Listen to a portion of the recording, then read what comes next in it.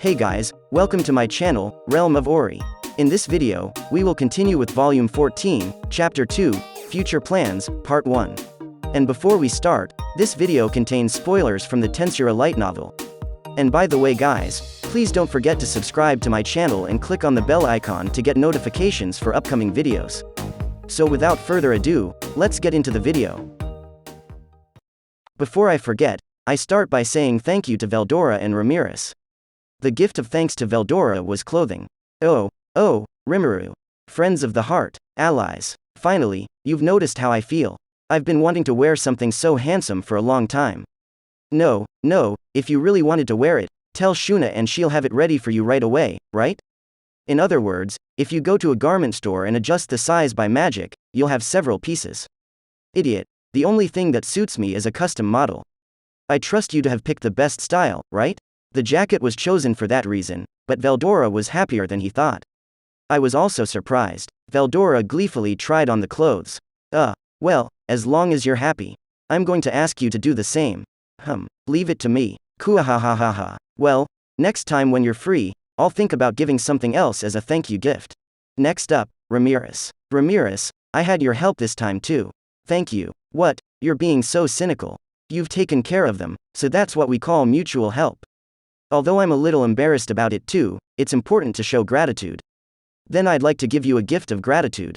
What? Do you have to make clothes for people like Master? Just say hello to Shuna. I was trying to. So, that means you can name the cute little dragon kings? Something like that. Who's going to be the namesake? That's how it is. That's awesome. At yesterday's ceremony, I named my subordinate Adelman's pet, Wenty, and she evolved to become not only human, but also fluent in conversation. So, I thought how about naming your dragon kings too? Although I was surprised to learn that they could turn into a human, but when you think about it, dragons turning into human is not a standard part of storytelling. So it should be possible for the 4 dragon kings under Ramirez to be as humanoid as Wenty, in which case there would be more manpower and Barreto would suffer less.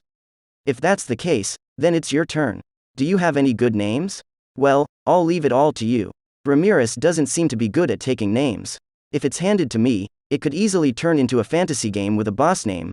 No, is that really okay? But come to think of it, it was originally boss, so there's no need to care. I asked Ramirez to have the Dragon Kings assemble in the throne hall of the Labyrinth. Looking at the Dragon Kings standing side by side in front of me, it occurred to me that they had been crushed countless times and had suffered a lot, but they were still working hard to hold down the Labyrinth, so I had to give them a handsome name. The Dragon King of Fire, named Zephyrus, the Fire Hell Dragon King. The Dragon King of Ice, named Boreas, the Ice Hell Dragon King. The Dragon King of Wind, named Notos, the Lightning Dragon King. The Dragon King of Earth, named Euros, the Tremor Dragon King. Borrowing the name of a god from Greek mythology. It was originally the name of the 4 wind gods of the East, West, and North, and I thought it was just right to give these Dragon Kings. Then there's the evolutionary situation about caring more. The Dragon Kings can really become close to a humanoid gesture.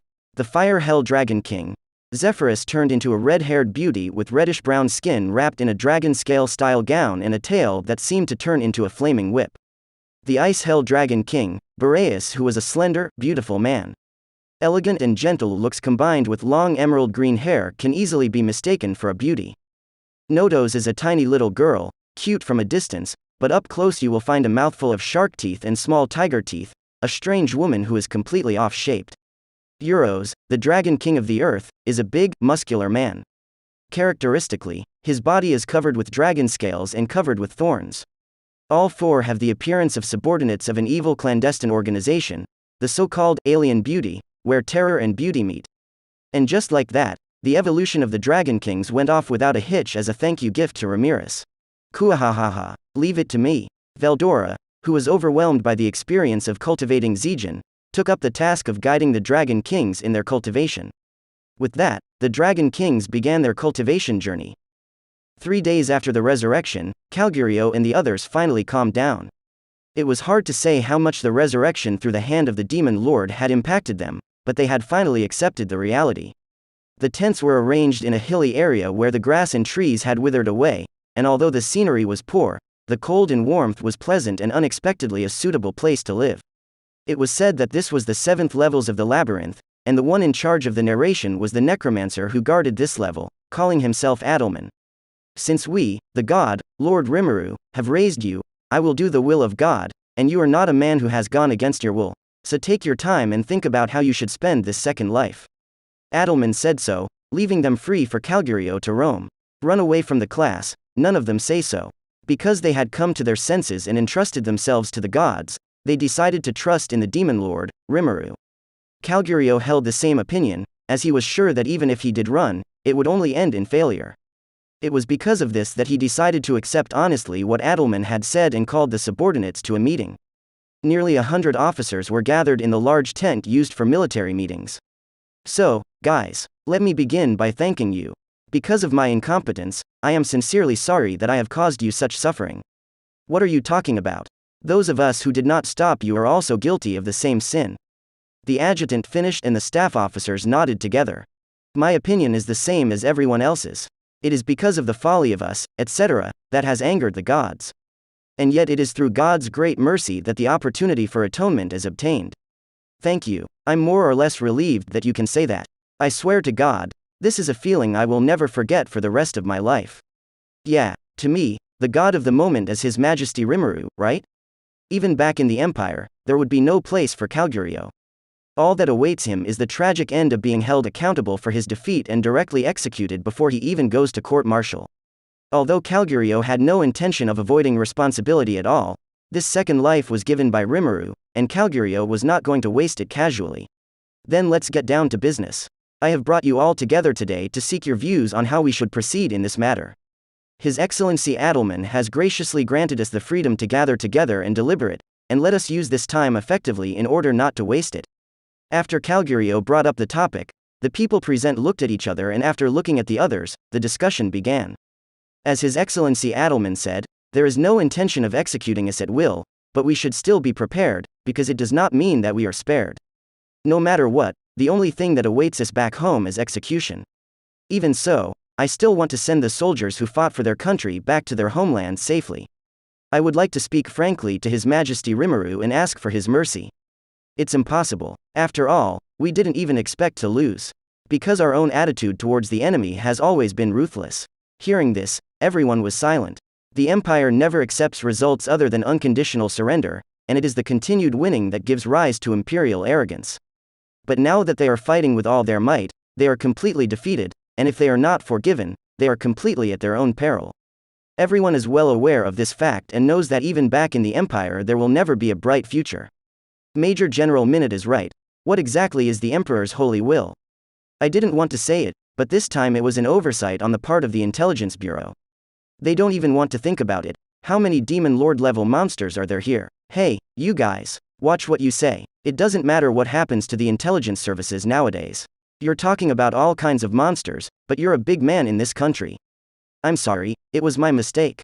Although His Majesty Rimuru is generous and kind, he will not let others insult his subordinates, so please don't forget that before you speak. Calgurio gave a warning about the way he spoke, and the officers agreed. I very much understand your desire to scold them for slacking off, because I want to scold them too. Are you stupid? Listen up. The intelligence services already had a certain amount of information at that time. No way. Why, then, not inform His Majesty of the correct information? Those guys, did they betray you? Everyone faltered at Bonnie's words, and only Minute and Calgurio remained calm. Your name is Bonnie, right? As I recall, you were given an infiltration mission that even we weren't told about, right?